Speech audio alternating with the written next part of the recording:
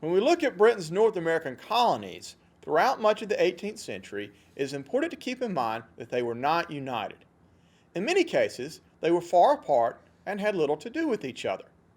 Virginia, for example, had more interaction with merchants and government officials back in London than it did with people from Massachusetts. Still, the American colonies were all part of a much larger entity, the British Empire.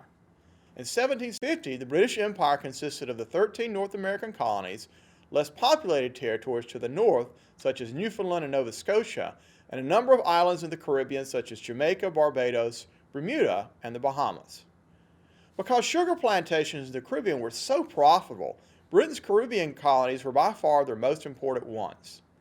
In 1773, the value of British imports from Jamaica alone was worth 5 times more than those from the 13 colonies.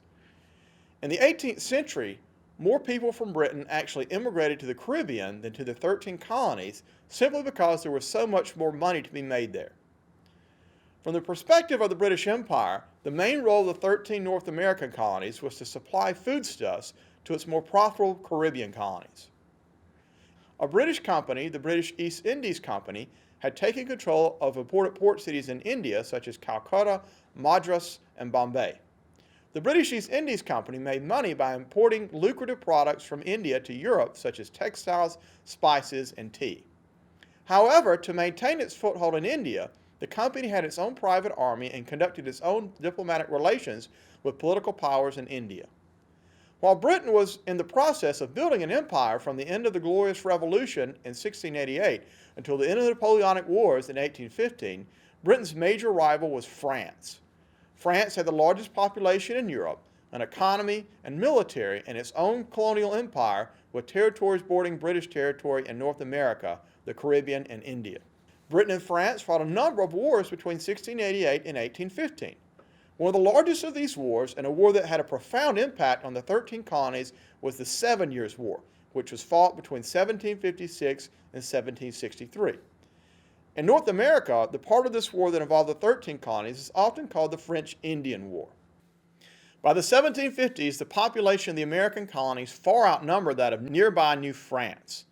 A growing population also caused land-hungry American colonists to make plans to move west to the frontier, while the French began to build forts in this area in an effort to block American expansion.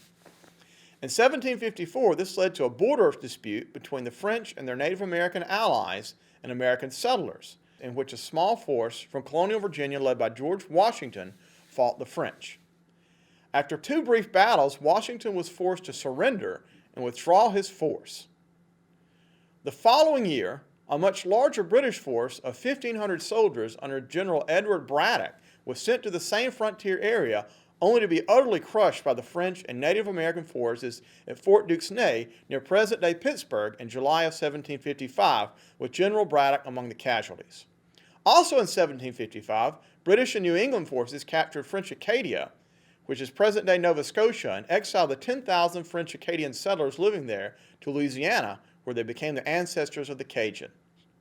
All of this fighting in North America was prior to the formal outbreak of the 7 Years' War. Back in Europe, in the early 1750s, Europe's major powers were experiencing what historians have called the diplomatic revolution, in which alliances between the nations shifted dramatically. In 1756, Britain was allied with Prussia, while France had allied with Austria. Austria and Prussia were major rivals for German territories within the Holy Roman Empire, and when Frederick II of Prussia preemptively invaded Austria's ally Saxony, war broke out with a number of countries coming to join the war. Britain and its allies Prussia, Portugal, and Hanover on one side, France, Austria, Russia, and Spain in turn were on the other side.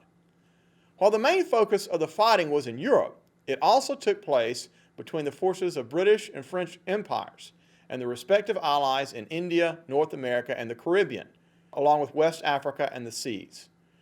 The early years of the war went badly for Britain and its allies. In Europe, Prussia and smaller German states allied to Prussia were hard-pressed under combined attacks from France, Austria, and Russia. Meanwhile, in North America, Native Americans allied to the French raided the American colonies in 1756 and 1757, getting within 30 miles of Philadelphia. However, in the British Parliament, the war effort came to be led by William Pitt, William Pitt's strategy to win the war was to use two of Britain's major advantages against the French, namely its financial power in the Bank of England to raise great sums of money through low-interest bonds and its superior navy.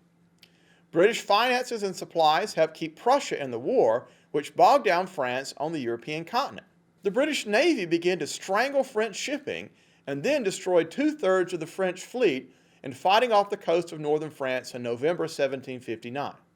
Pitt's strategy of focusing on keeping Prussia in the war and crushing France on the seas began to pay off on land in 1759 when British General James Wolfe sailed down the St. Lawrence River and captured the French city of Quebec after a dramatic battle on the plains of Abraham. The next year, British forces captured the city of Montreal, completing the conquest of New France, or French Canada. The British also won a string of victories in India between 1757 and 1761, culminating when they captured the French city of Pondicherry, its capital in India.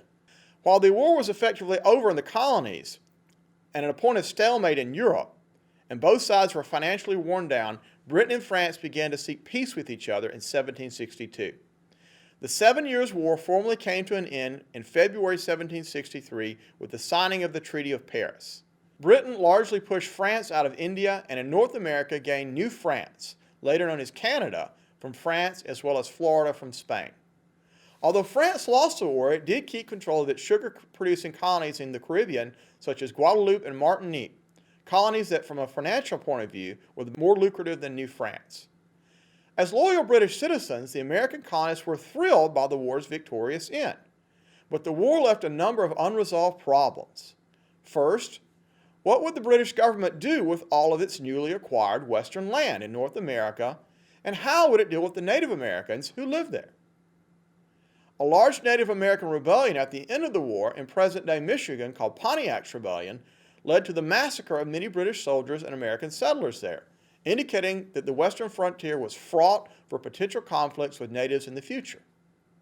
Second, the war was very expensive for the British. The British government was left deeply in debt. In fact, by 1763, at a time in which one could comfortably support a family on an income of £50 a year, the British government owed £133 million.